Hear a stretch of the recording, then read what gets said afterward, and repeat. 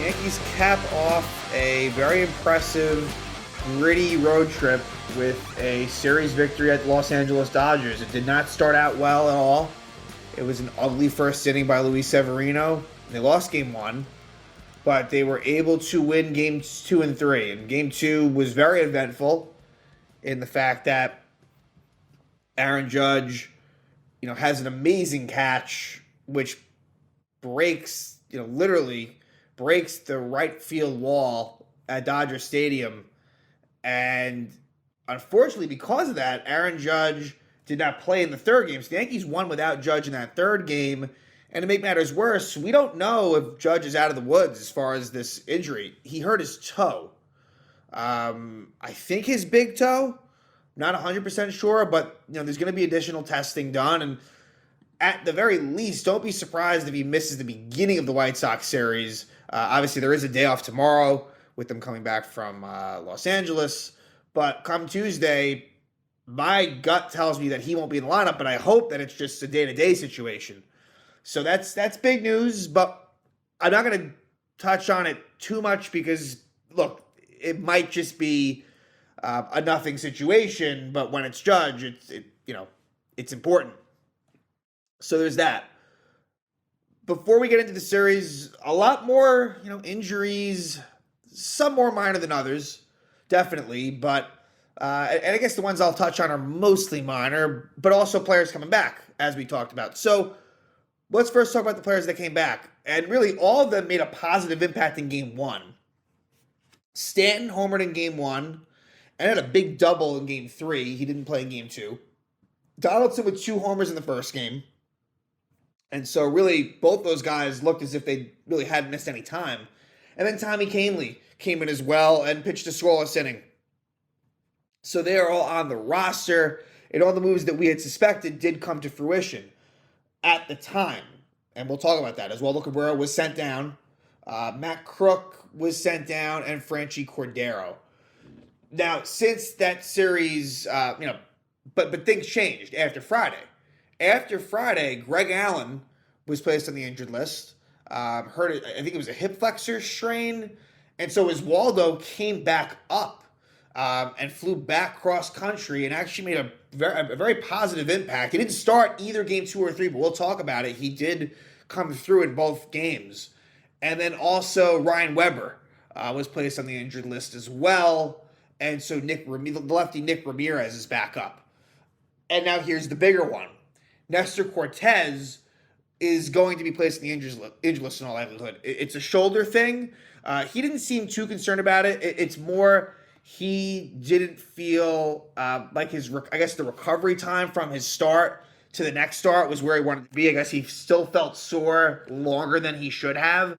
So hopefully that's nothing. Hopefully he's only out for maybe a couple of weeks. Couple of starts, but I'm sure they're going to be cautious about it. So that'll probably open up a spot either for Johnny Brito or Randy Vasquez for the minors, and that spot will be filled on Wednesday versus the White Sox. Well, after the Dodgers series, we'll talk about this upcoming Chicago White Sox series at Yankee Stadium.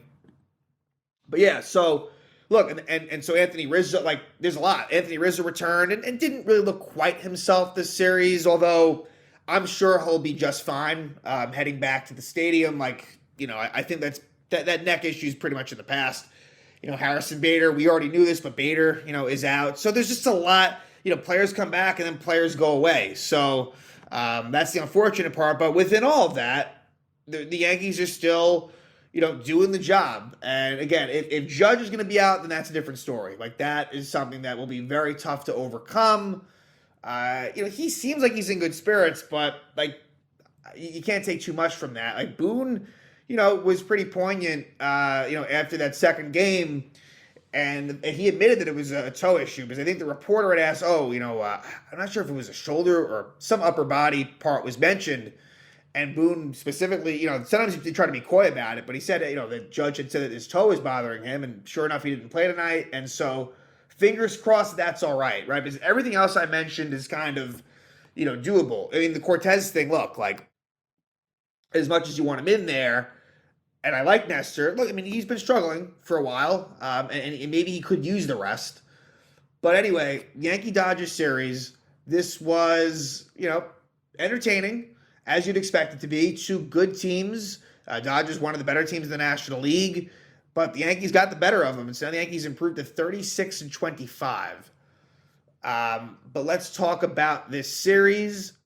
And in game one was definitely the most marquee pitching matchup, at least like going into it. And it was Clayton Kershaw, the future Hall of Famer, was on the mound for the Los Angeles Dodgers, and he pitched very well for LA. Went 7 innings, only 2 runs, and had 9 strikeouts. He was, pretty good. And I thought the Yankees were maybe going to get to him, but the problem was Luis Severino, who's on the mound for the Yankees, got absolutely shelled in the first inning. Now, hey, Severino in his first 2 starts this season looked good against Cincinnati and San Diego. So, makes me think it's weird that actually all 3 teams he's faced are from the National League, but I digress. But Severino gives up a 6th spot in the first. So the Yankees had an uphill climb from the beginning, and so that's never good. But in this game, as we kind of thought, it was Stanton in, of course, Donaldson in, and LeMahieu was the one that sat. And for DJ, look, and I know that injuries are just going to be a thing, so these things tend to solve themselves. But LeMahieu has been struggling at the plate. He did get a hit that was ruled a triple, I believe, in game 2, and he did hit a ball hard in game 3. And to be fair, I was talking poorly a couple episodes ago about like his defense. His defense has actually been really pretty solid at third.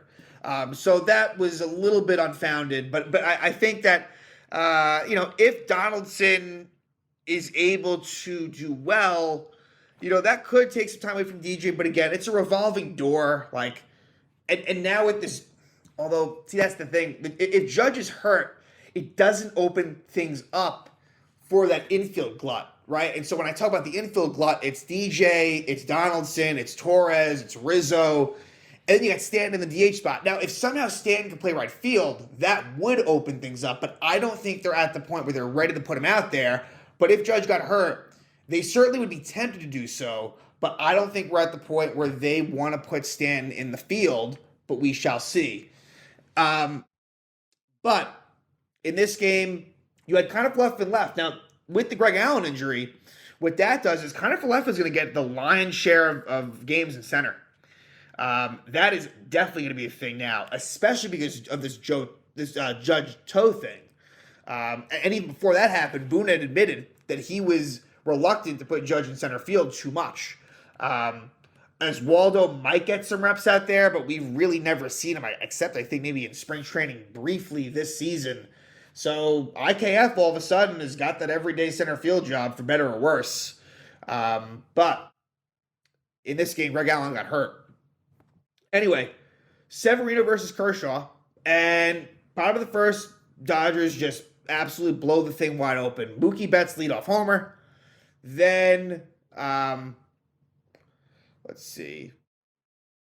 Max Muncy with a 2-run homer after a infield single by Will Smith. And it would only get worse from there. And I guess Sevy was unlucky, on that Smith infield single, on the J.D. Martinez infield single, but he was getting hit hard. Jason Hayward, single. Miguel Vargas, single. And James Outman, with the bases loaded, gets an RBI single to make it 4-0. Then it would be Miguel Rojas with a sac fly, makes it 5-0. And then Mookie Betts with an RBI single makes it 6-0. And the inning actually ended on a pickoff by Trevino. So this could have even gotten worse, but Outman was straying a little bit too far away from third. Trevino throws it to Donaldson, and they get him out. So the score is 6-0. So Sevy absolutely bludgeoned. We go to the second, and here's where sort of the bittersweet moments happen. And there would be a bunch of them in this game. Josh Donaldson hits an absolute monster shot. I think it was 445 feet, maybe a little bit more than that even. It's his first, in this game, it would be his first multi-home run game as a Yank. So that makes it 6-1. We jump to the bottom of the third, and the Dodgers score again. It was J.D. Martinez. And boy, am I glad that Mookie Betts and J.D. Martinez are no longer on the Boston Red Sox. Mookie's obviously been gone for a while now, but J.D. Martinez, I am happy that he is in L.A., because he definitely, still has the Yankees number. So that homer makes it 7-1. In the fourth, Giancarlo Stanton back home. He grew up a Dodger fan, and he has good numbers at Dodger Stadium. I mean, he won the MVP last year in the All-Star game at Dodger Stadium. He hit like a 400 as a member of the Miami Marlins back in like 2015. Stanton hit like a ball out of the stadium. So he's had some moments here, and he homers, which was impressive in his first game back. And it cuts it to 7-2. Let's jump to the fifth. And here is your sort of Gleyber Torres. Once a series, there's always something that is bothersome. And it was a lack of hustle, where first and second 2 out, Gleyber hits a little chopper to third that I believe Muncy bobbled, and Gleyber was still out by a wide margin. Even Michael Kay had mentioned, like, Gleyber was just not running out of the box. We've just come to accept that Gleyber Torres just doesn't really push it. And so, unfortunately, look, were they going to win the game? No. But, hey, if Gleyber beats it out, it's bases loaded for Judge in a 7-2 game. Like, things could have changed quickly. But, anyway, Sevy's out. Tommy Kahnle comes on. And this is his first Yankee appearance since 2020. And Kahnle got a couple guys out. Then he got into some trouble. But he strikes out Outman in the inning. And I'm looking forward to seeing Kahnle hopefully being in more high leverage spots as he gets more acclimated, and that should happen fairly quickly. Bottom of the sixth, Ryan Weber comes on, gives up a homer to Mookie Betts. Mookie Betts had an unbelievable game. He was 4 for 4 with a couple homers, a walk, 3 RBIs, 2 runs, and a steal. Just an unbelievable night by Mookie Betts. And that made it 8-2. And let's see here. Weber threw a couple of innings, and as we found out later, Weber was placed in the IL. Albert Abreu pitches a scoreless 8th, and then the 9th, Phil Bickford comes on for the Dodgers. Stanton walks with 1 out, and then Josh Donaldson homers again. So Donaldson and Stanton accounting for all the Yankee offense on this night, ironically, in their return. But it wasn't enough as the Yankees lose 8-4 to the Dodgers. Luis Severino really touched up in that first inning. So game 2. Game 2 of this series, and the Yankees, we've seen this a lot this year. More so in the first month, but where the Yankees lose the first game of the series and come back and win 2 and 3. The Yankees have shown that resiliency this year where just a lot of, in these 3-game series, a lot of Yankees winning 2 of 3, right? Where I feel like we've seen in recent years a lot of sweeps, for and against, more for, I guess, but this year, just kind of a lot of consistency. The Yankees just winning to it, just churning out 2 out of 3s quite a bit. And that was the case here. Gerrit Cole was on in this game. And for the Dodgers, Michael Grove looked pretty good. He had some struggles coming in. Like, this was a lopsided matchup on paper. Cole versus Grove. Even though Cole had been struggling lately, but Grove looked good. Jake Bauers was really his kryptonite. He was the one that got to him, and that was really the main source of Yankee offense. Yankee offense in this game, only 6 hits. Luckily, though, 4 of those 6 were homers. So Cole, who is also from California, I think he might have grown up an Angel fan, not positive on that one. And also Jake Bauers, who also I think both of them are from Newport Beach, and both of them might have been Angel fans. Either way, though, going back to California, and both really, really helping the Yankees win this game. So, in this one, Stanton sits, as was expected, and the Yankees take a lead in the second, and it is thanks to Jake Bauers. So, in the second, it's a 1-out triple by LeMahieu. Really, to me, this should have been ruled a single on a 2-base error. Just a bad job, I think, by Outman, who was playing deep, and he let it drop in front of him, and then it went behind him. But either way, Jake Bauers is up, and he crushes a 2-run homer. And Jake Bauers has looked really, really good at the plate lately. And that's a good sign. He was someone that's bounced around from Tampa to Cleveland to Seattle. I think, the Yankees got him technically from Cincinnati. So, who knows where. I mean, Jake Bauers, his sort of MLB career was kind of at stake, and he's really getting the job done. So the Yankees take a 2-0 lead. And then in the bottom of the second, a little bit frustrating where Cole was looking good, but then he hits Jason Hayward on an 0-2 pitch. And then David Peralta dunks a single into left. in between Bowers, LeMahieu, and Volpe. And really, there was nothing that anyone could do about it. The frustrating thing is that Jay Bowers lets the ball get behind him, and so Hayward scores from first. So Jay Bowers, I am not impressed by him at all as an outfielder. Love what I'm seeing at the plate. We'll see if it continues, but if it's an outfielder, it's rough. And this Yankee outfield is in a tough spot. I'll throw this out there. I mean, look, I'm happy he's gone. It's funny, though. Aaron Hicks has actually been very good as a Baltimore Oriole, and it's funny how things work. Like, with the state of this outfield right now, especially with the Bader injury, like Hicks and now Greg Allen, Hicks would have been in there almost every night, which is a scary proposition, and like his struggles with the Yankees probably would have continued, even though he was kind of breaking out of it. But either way, Bauer's defense isn't great, and they feel better about him than Willie Calhoun. So it's a bit scary. And as Waldo, who is an infielder by trade, is being put in as a defensive replacement. So don't be surprised if that outfield defense, and you have kind of Falefa, who's a novice out there in center field. Like, it is rough out there in the outfield right now. But that makes it 2-1. We go to the fourth. Anthony Rizzo with a leadoff single. And then with 2 out, Jake Bowers does it again. 2-run homer, gives Yanks a 4-1 lead. Great stuff from Bowers off of Grove, makes it 4-1. Then we go to the sixth. Shelby Miller comes on, and Aaron Judge this was another Aaron Judge night. It just was. Even though Jake Bowers was great, Judge really did his thing as well. Lines a homer, his 19th of the year to left field. It was just a line drive shot that just went out. Wouldn't have been a home run in many stadiums, but it works at Dodger Stadium. Gives the Yankees a 5-1 lead. And Cole pitches through 6 at 80 pitches. And you're thinking, okay, he's great. All of a sudden, you find out he's out of the game. And at first, it's like, wait a minute. Did Boone pull him? What happened? It turns out that he was cramping. So no concern there. He'll be fine. I think we saw Cole in the dugout, like, trying to drink. But it just wasn't happening, I guess. And they felt like, all right, let's pull the plug. And things got dicey in the 7th. So as Waldo Cabrera comes in for defense for Jake Bowers, Wandy comes on, and Wandy had it rough. Wandy Peralta, had a rough inning. He doesn't record an out. Chris Taylor single, then Miguel Vargas triple, and as Waldo was having trouble in that left field corner. Again, that's one that's ruled a triple, really shouldn't have been.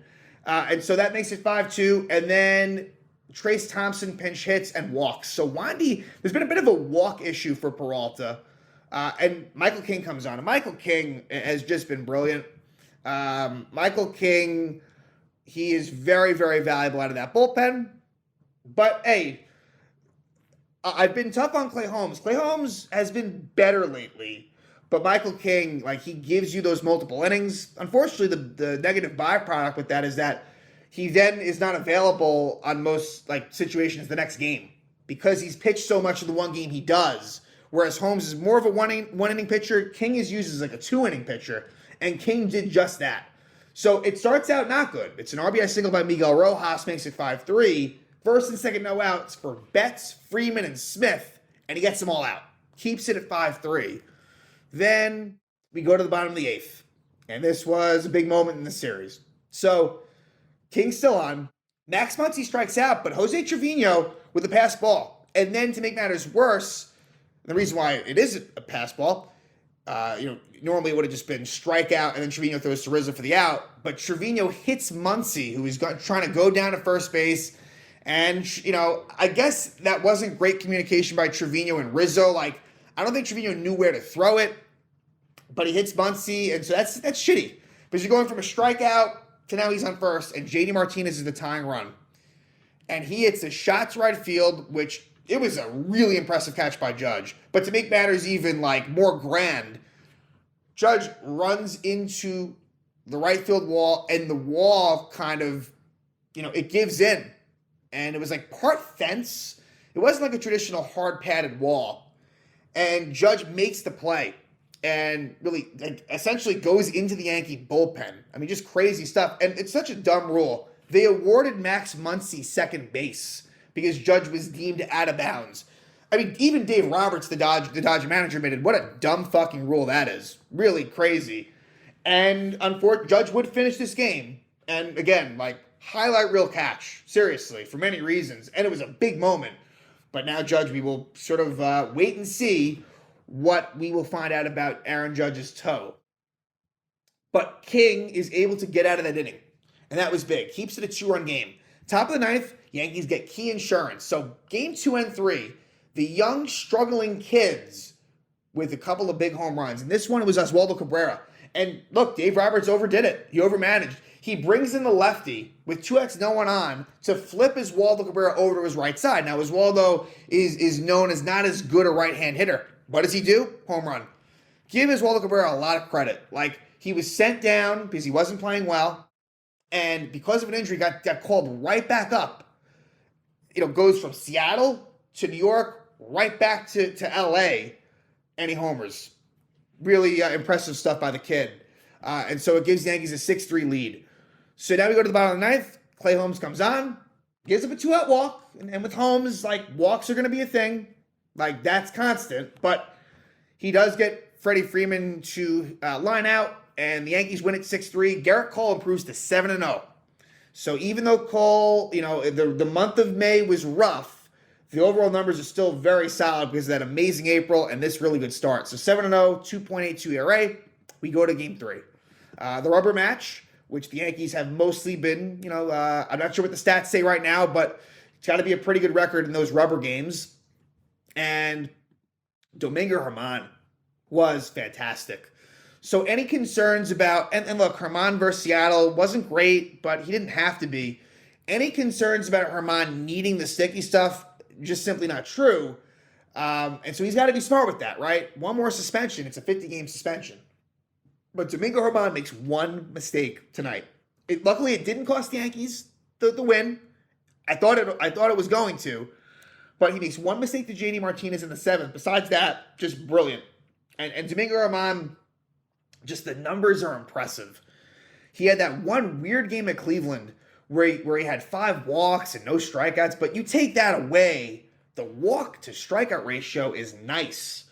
And honestly, the opposing batting average, he's not giving up hits, and that's why I think his whip is below 1. Let me just confirm that right now.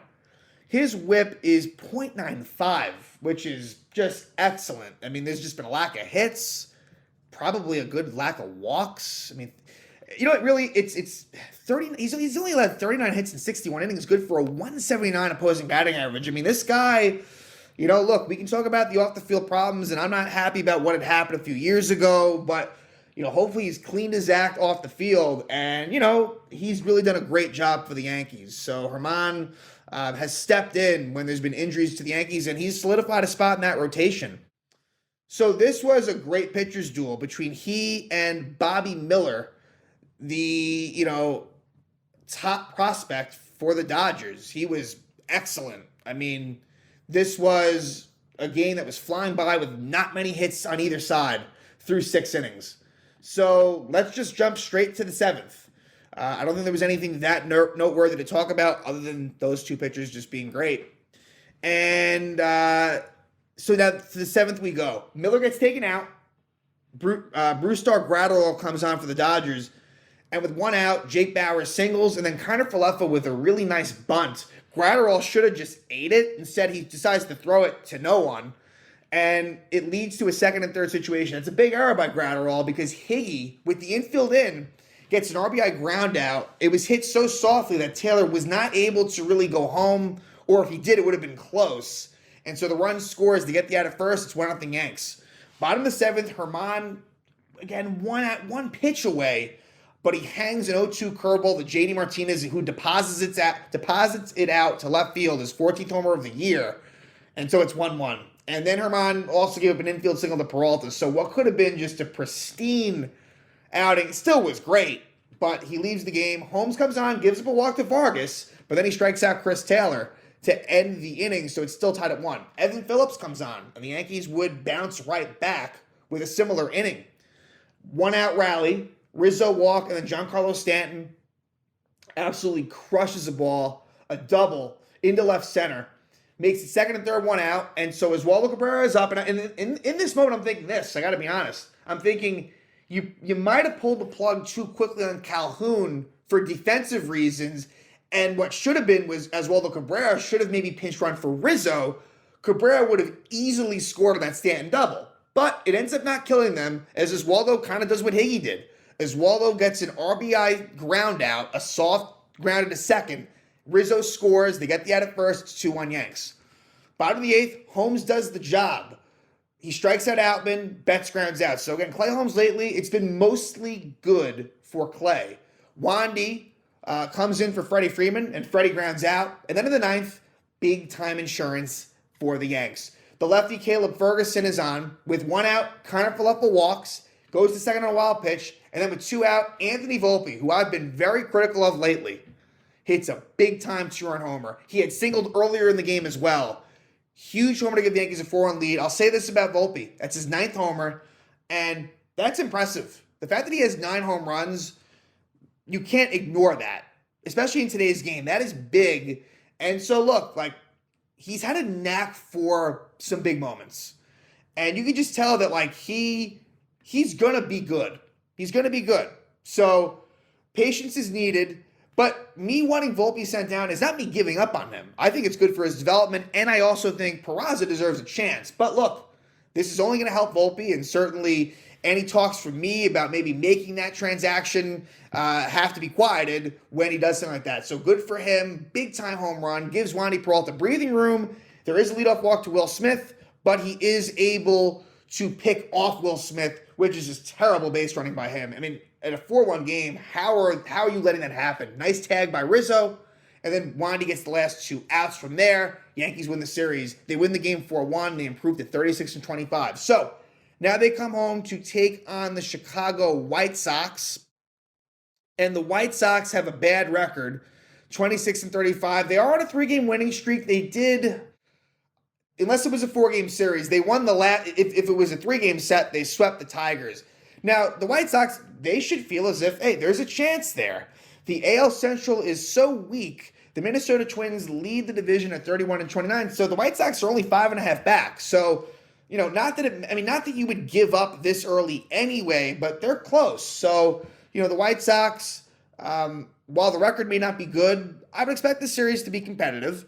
It does help. It should help it. It's at Yankee Stadium. But let's talk about the pitching matchups. Lucas Giolito versus Clark Schmidt. Hopefully Clark Schmidt, who's been better lately, can build off of that really good start at Seattle he had on Wednesday night. So, you know, hopefully that happens. Then Lucas Giolito has kind of had a bit of an up and down year. You'd expect, but he's a good pitcher. You'd expect a little bit better numbers, but Giolito is capable of really doing well, so we'll see what happens there. Wednesday night, it'll be former Yankee Lance Lynn, who's had a really, really rough go at it this year. I mean, he's been terrible. He's got a 6.55 ERA against TBD. Nestor was supposed to be pitching in the series, but he won't be, and we'll find out whether it's likely to be Johnny Brito or Randy Vasquez. And then the third game will be Luis Severino looking to bounce back after that really bad outing versus the Dodgers. It'll be Mike Clevenger versus Luis Severino. So a heavy dose of right-handed pitchers throughout this White Sox-Yankees series. And then the Yankees will face the other Sox. The Boston Red Sox will then come to Yankee Stadium. And so the Yankees will have a 6-game homestand. So that'll be nice. So Yankees, a successful West Coast trip. They take 2 of 3 from the Seattle Mariners. They take 2 of 3 from the Los Angeles Dodgers. And now we just hope that Aaron Judge will be okay from that potential toe injury.